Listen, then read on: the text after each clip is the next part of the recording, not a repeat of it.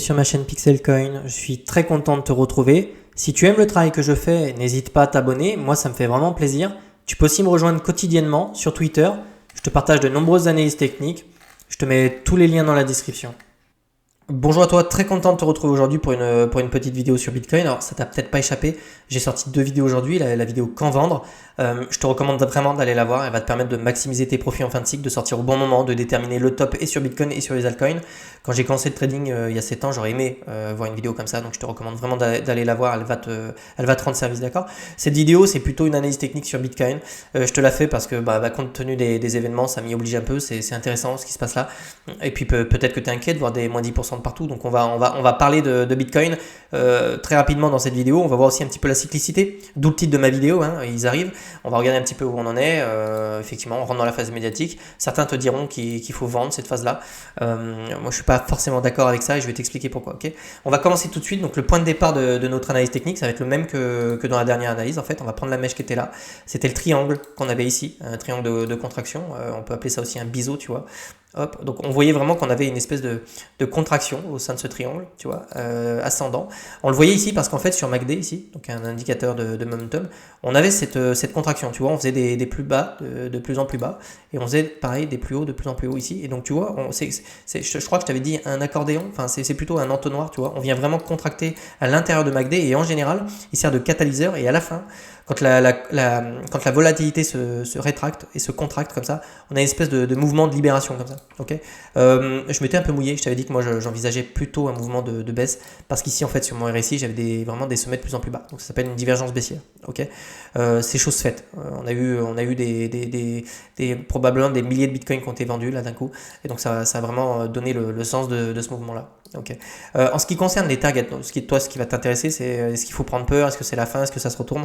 Non, c'est pas la fin et non, ça se retourne pas, c'est un mouvement de correction. Okay, il y a pas à prendre peur sur ces mouvements là. Si je sais pas si tu as vu mes dernières vidéos, je t'ai fait des vidéos sur les altcoins. Tu as des setups magnifiques sur LTC, DYDX, VRA, magnifique. Donc en fait, ces mouvements-là sur Bitcoin sont des mouvements pour toi qui sont intéressants si tu n'es pas passé sur le marché des crypto-monnaies pour acheter des setups qui sont absolument magnifiques. Déjà, les setups là sont déjà magnifiques. Donc en fait, avec un mouvement comme ça te permet d'avoir des entrées vraiment premium, quoi. D'accord? Donc profite de ces mouvements-là de retracement pour te placer, non pas pour vendre tes altcoins, d'accord? On est sur un marché baissier, faut pas l'oublier. Alors les 38.2, c'est un mouvement, c'est un niveau hyper important, tu vois. Sur un mouvement haussier comme ça, les 38.2, c'est ce qu'on appelle le premier arrêt, le first stop, et c'est un niveau que tu dois tenir en marché haussier. Donc là, je te parle, on est en 4 heures. On va pas se mettre en daily et on va pas commencer à se faire peur avec des 50 000 parce qu'on va d'abord regarder ce qui va se passer en 4 heures. Okay, et ensuite, on verra est-ce que le niveau des 38.2 il cède ou est-ce qu'il cède pas. Auquel cas, on fera une autre vidéo et on regardera un petit peu ce qui va se passer. Okay, alors, moi, je m'attends à ce que ce mouvement se poursuive un petit peu parce qu'ici, tu vois, en général, la zone de survente, on aime bien y revenir pour se retourner. On pourrait retourner en zone de survente. Et ici, on a des liquidités importantes. Je vais te les tracer. Tu vois les mèches qui se situent ici, là, sous les 38.2, on a quand même pas mal de liquidités. On en a ici, mais on en a aussi au-dessus. Hein, d'accord? Ici, tu en as beaucoup qui ont shorté. Donc, attends-toi à ce qu'on vienne faire un short squeeze et à ce qu'on retourne très rapidement sur les 75 000. Okay, si on regarde un petit peu la carte des liquidités, tu vois ici, autour des 75 000, on a vraiment beaucoup de liquidités. Okay, donc, c'est des mecs qui ont short le marché. Donc, on viendra les chercher, t'en fais pas pour ça. Ensuite, en une semaine, ici, tu vois, on est vraiment occupé à ça. Les 65 000, tu vois, on a méché dedans. Donc, on est vraiment venu chercher cette poche-là de liquidité. D'ailleurs, on a quasiment tout pris. Tu vois, la mèche, elle a été rachetée. Donc, tu vois, cette mèche-là, ouais, on pourrait descendre un petit peu encore. On pourrait vraiment descendre encore un petit peu. Mais là, on s'est attaqué à cette poche-là. Pour moi, les 50 000, c'est pas quelque chose que j'envisage de suite. On va d'abord voir si on tient les 65 000. Ok. Donc pour l'instant, ne t'inquiète pas, je verrai plutôt quelque chose de... Enfin, je vais prendre mon tracé. On pourrait très bien faire un truc un peu comme ça, si on voulait vraiment se faire peur, un petit truc comme ça, avec une petite figure de retournement pour aller chercher ensuite les shorts, ok? Donc auquel cas, ça nous donnerait un petit truc sur RSI, tu vois, un petit truc comme ça, là. Ça serait une petite zone de survente qui serait intéressante pour les traders qui voudraient long le marché. Ça me fait penser à ce qu'on avait eu ici, tu vois. On a vu la même chose ici. Petite zone de survente, petit bottom et puis ensuite on repart. Okay, donc moi je m'attends plutôt à ça, on va voir. Ça va dépendre du momentum. Mais pourquoi pas? Pourquoi pas venir chercher cette zone-là? Pour l'instant, on est en 4 heures, donc il va falloir voir un petit peu les structures qu'on va voir. Okay, en ce qui concerne le sentiment de marché, sur l'open interest, je m'en sers beaucoup pour le sentiment de marché. Ici, tu vois, on a eu beaucoup de positions qui se sont ouvertes, et notamment en long, on le voit ici, en fait.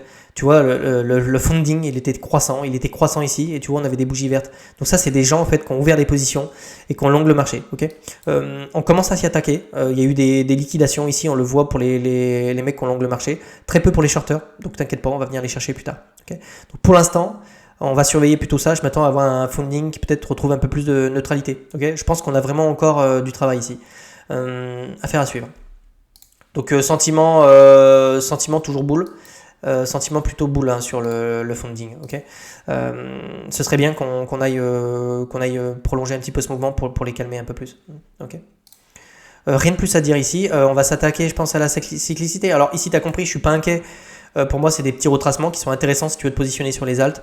Pas d'inquiétude particulière. On va regarder un petit peu ce qui va se passer dans cette zone-là. Est-ce qu'on va commencer à consolider pour aller chercher les shorts? Ou est-ce qu'au contraire, on va essayer d'aller chercher plus bas, auquel cas on fera une mise à jour de Bitcoin. Pour le moment, je ne suis pas inquiet. Intéressant ici. Alors, ma vidéo, ils arrivent. Tu comprends que je parle des retails. On a eu TPMP une demi-heure. Je crois les mecs ont parlé de ça, des cryptos, avec un mec qui dit j'ai gagné beaucoup d'argent. Alors, comprends bien que la phase médiatique, en fait, c'est une phase essentielle. On l'a systématiquement quand on break un ATH. On avait eu la même phase ici. Alors, est-ce qu'il fallait vendre tes cryptos là? Non, tu passes à côté de ça. Tu vois ce que je veux dire? La phase médiatique, c'est une phase intéressante parce qu'en fait, elle va ramener des spéculateurs dans le marché. Et nous, on a besoin de ça parce que nous, on était là ici, on s'est positionné ici, on a acheté des alts à bon prix. À un moment donné, la phase médiatique, on n'aime pas, en tant que spéculateur, on ne l'aime pas parce qu'on sait que ça veut dire que les choses avancent. Et nous, on aime bien être entre nous, tu vois, parce qu'on achète des bonnes zones et tout. Mais cette phase-là, elle est intéressante pour nous parce que c'est là qu'on va commencer à être vraiment en profit. C'est quand les gens vont acheter nos altcoins et qui vont commencer à faire augmenter les prix. Donc, vois ça plutôt comme une bonne chose, d'accord? La phase médiatique, elle dure longtemps. Dis-toi que tu as des gens qui vont arriver là, qui vont s'intéresser. Les gens s'intéressent à Bitcoin. Ils n'achètent pas encore d'altcoin. Tu vois ce que je veux dire? Et on a eu la phase médiatique et sur la captation des alts, on n'a pas forcément eu de pump significatif. Donc pour l'instant, les gens s'intéressent. Ils en parlent. D'accord? Ensuite, ils vont commencer à acheter. Quand ils vont commencer à acheter des bitcoins ou des alts ou je sais pas quoi, ils vont commencer à en parler autour d'eux. Bah putain, j'ai fait 10%, 5%, 15%, 40%. Donc là, il va y avoir un effet boule de neige où ces gens-là vont commencer à en parler autour d'eux. Là, tu vas voir un BTC qui va les taper les 90 000 K, les 100 K, etc. Et là, ça va continuer à en parler à la télé. TF1, M6, machin, Bitcoin, nouveau record, 100 000. Puis là, tu as tous les mecs qui seront rentrés entre les 50 000, enfin les 70 000 là, et les 100 000, 120 000 qui vont commencer à en parler autour d'eux. Ouais, j'ai fait tellement de bénéfices et tout. Et c'est là qu'on a le phénomène, quand ton coiffeur en parle, c'est le moment de vendre. Pas quand le coiffeur te parle de Bitcoin, quand le coiffeur te dit j'ai fait des bénéfices. Aujourd'hui, ces gens-là ne sont pas rentrés. Comprends bien ça. Donc la phase médiatique, on n'est qu'au début de la phase médiatique, elle va durer. Pour moi, le cycle, on est très loin de l'avoir terminé. Tu vois, c'est quand ces deux droites vont se croiser. Donc pas d'inquiétude pour ça. Okay, la phase médiatique, elle dure. Il ne faut pas vendre au début de la phase médiatique. Au contraire, d'accord. En ce qui concerne ici la cyclicité, donc phase médiatique, nouvelle ATH, ok. Pas beau de voir ça.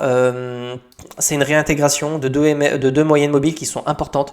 En général, quand on a cassé cette moyenne mobile à la hausse sur Bitcoin, c'est là qu'on a eu la phase parabolique. Ici, on le voit. Quand on a cassé ici, tu es peut-être sur smartphone, tu vois peut-être pas, je vais zoomer. Mais quand on a cassé cette moyenne mobile, c'est là qu'on a eu le rallye. Okay, un gros rallye. Après, cette moyenne mobile, elle a servi de support jusqu'à ce qu'on la casse. Okay. Donc pour l'instant, c'est pas très beau, je vais pas te mentir, la réintégrer, c'est vilain. Mais je m'inquiète pas plus. D'autant plus que tu vois, c'est intéressant de voir ça. Sur ce cycle, plus que sur les autres cycles, on a la BTC de dominance qui stagne en fait. Donc c'est pas une alt season, ok? On n'est pas en alt season. C'est-à-dire qu'en fait ici, donc l'alt season, c'est ce qui passe à la fin d'un cycle. Aussi sur les crypto-monnaies, on n'est pas du tout dedans. Pour moi, j'interprète ça comme il y a autant de capitaux qui rentrent sur les alts que sur Bitcoin. Donc c'est pour ça que tu as un Bitcoin en fait qui horizontalise un peu comme ça, et des altcoins et une capitalisation des alts qui monte. C'est plutôt bullish. Il y a autant de capitaux qui rentrent dans les alts et dans le Bitcoin, donc c'est très très positif pour nous. Ok. Pas de signe de retournement, non plus sur les alts. Je te dis, je m'attends à ce qu'on revienne chercher les 38,2 sur la capitalisation des alts. Ce qui serait un point d'entrée premium si tu veux trader. Alors Dans le pire des scénarios, on peut revenir chercher ça. Hein. J'y crois pas, mais dans le pire des scénarios, on peut revenir chercher ça. Honnêtement, je privilégie d'abord les 38,2. Ok, petit mouvement sur les 38,2. Rien de plus à te dire. Phase médiatique enclenchée. On va surveiller ça. On va essayer de réintégrer cette moyenne mobile pour repasser au-dessus et chercher tous les stops qui se situent autour des 75 000. Et on va regarder un petit peu ici les structures qu'on va voir. Ah, tu vois, la mèche est en direct. Tu vois, la mèche est bien rachetée là. Donc on surveille ça. On va vraiment surveiller ça. Est-ce qu'on va venir creuser plus bas pour imprimer petit W pour aller chercher plus haut, ou est-ce qu'ici on a notre bottom, on verra. Et je te dis, on a potentiellement de quoi venir chercher des stops ici, donc on va voir si le marché va le faire. Écoute, j'espère que cette vidéo t'a plu. Prends pas peur, c'est normal de voir des moins de 10%. Vois ça comme des opportunités dans un marché haussier, d'accord? Et pas comme ne prends pas peur, ne commence pas à tout vendre à chaque bougie rouge. Ne t'en fais pas, le chemin est encore lent. Si tu viens de rentrer sur le marché, tu as encore du temps, ok? Abonne-toi, like ou commente, je sais pas, dis-moi ce que tu en penses. Et je te dis, passe une bonne journée. Allez, ciao.